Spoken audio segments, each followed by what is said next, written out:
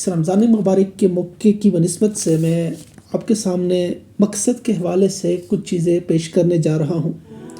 ہم کسی ایک زمانے میں کسی آنے والے زمانے کے لیے اپنے لیے ایک مقصد بناتے ہیں تاکہ وہ آنے والے زمانہ آسانی سے گزرے، لیکن جب وہ زمانہ آتا ہے تو محسوس ہوتا ہے، بلکہ معلوم ہوتا ہے کہ وہ زمانہ جسے آنا تھا وہ نہیں آیا بلکہ کچھ اور ہی آ گیا، یا وہ گزرا ہوا زمانہ جس میں ہم مقصد بنا رہے تھے وہ اس قابل ہی نہیں تھا کہ ہم نئے زمانے کو پرانے زمانے کی نگاہ سے سمجھ سکتے۔ اس طرح مقصد کا حصول ایک بے معنی کھیل ہو کر رہ جاتا ہے، اس میں کوئی ابہام نہیں۔ ہم دیکھتے ہیں کہ عین عالم شباب میں ایک آسان بڑھاپا گزارنے کے لیے ہم محفوظ ترین راستہ یعنی سرکاری ملازمت کا راستہ اختیار کرتے ہیں، اور یہ بات دیکھنے میں آتی ہے کہ جب وہ بڑھاپا آتا ہے تو ہمارے ساتھ ہونے والا سلوک وہ نہیں ہوتا جس کی توقع اور انتظار میں ہم نے جوانیاں گزاری۔ ریٹائرمنٹ کا دور بس ہر لحاظ سے معزولی کا دور ہوتا ہے، سرکاری مکان سے ایسے نکال کر پھینک دیا جاتا ہے جیسے ہمارا اس کے ساتھ کبھی کوئی تعلق ہی نہیں تھا۔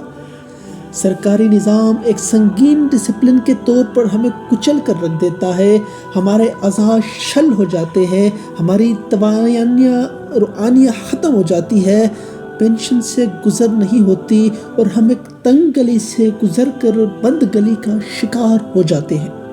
نیا مکان بنا نہیں سکتے، پرانے میں رہ نہیں سکتے کیونکہ وہ سرکاری تھا۔ بچوں کے مسائل بدستور حل ہونے والے رہتے ہیں اور ہم سوچنے پر مجبور ہوتے ہیں کہ ہم نے کیا مقصد بنایا تھا، ہم نے کیا سوچا تھا، ہم نے کیا پایا۔ وہ جو دور سے خوبصورت نظر آ رہا تھا قریب سے اتنا بھیانک نکلا جسے ہمارا چاند دور سے چاندنی دیتا ہے اور قریب جاؤ تو تاریک ہو جاتا ہے۔ عجب بات ہے کہ ایسے جیسے سایہ دار درخت ہمیں دعوت سفر دے اور جب دھوپ سر پر آ جائے تو وہی درخت آنکھیں چرا لے اور اپنے پتے چھپا لے۔ ہم نہ آگے جا سکتے ہیں نہ پیچھے۔ اب مواقع نہیں ہوتے کہ ہم دوبارہ کوئی مقصد بنا لیں، دوبارہ کوئی نیا راستہ بنا لیں، بس امیدیں حسرتیں بن جاتی ہیں۔ سرکاری درجات ہمارے لیے ایک بے مقصد اور بے معنی لفظ ہو کر رہ جاتے ہیں، ہماری انا بدستور افسرانہ رہتی ہے اور ہمارے حالات غریبانہ۔ ہم خود کو بدستور عالی مرتبت سمجھتے ہیں لیکن مرتبے کے خواب ہو چکے ہوئے ہیں۔ ہم مقصد پر بہت زور دیتے ہیں کہ زندگی کا ایک مقصد ہونا چاہیے، زندگی کا ایک مفہوم ہونا چاہیے، زندگی کسی ٹارگٹ کی طرح روا ہونی چاہیے، لیکن ٹارگٹ تک پہنچنا اور ٹارگٹ سے وہ سکون حاصل کرنا جس کے لیے ٹارگٹ بنایا ہے ہمارے بس میں نہیں ہوتا۔ نتیجہ وہی پریشانی اور حیرانی۔ مقصد کا تعین کرنے سے پہلے سوچنا چاہیے کہ ہماری زندگی کس حد تک ہماری اپنی ہے، اس میں ہمارا سماج شامل ہے، ہمارا سماج ہم نہیں ہوتے، اس میں ہمارا دین شامل ہے، ہمارا دین ہم نہیں مقرر کیا، یہ عطا ہے کسی اور ذات کی۔ ہماری زندگی میں ہماری صلاحیتیں شامل ہیں اور ہماری صلاحیتیں محدود ہیں، کافی حد تک محدود ہیں۔ ہم ایک خاص حد سے آگے نہیں جا سکتے۔ ہم نیند کے حصار میں ہیں، ہم بھوک کے غلبے میں ہیں، ہم مجبوریوں کو دور کرنے میں لگے رہتے ہیں اور مجبوریوں سے نئی مجبوریاں پیدا رہتی ہیں۔ زندگی ریاضی کا ایک سوال نہیں جس کا جواب معلوم ہو سکے، یہ معمہ ہے جس کے کسی فارمولے میں بیان نہیں کیا جا سکتا۔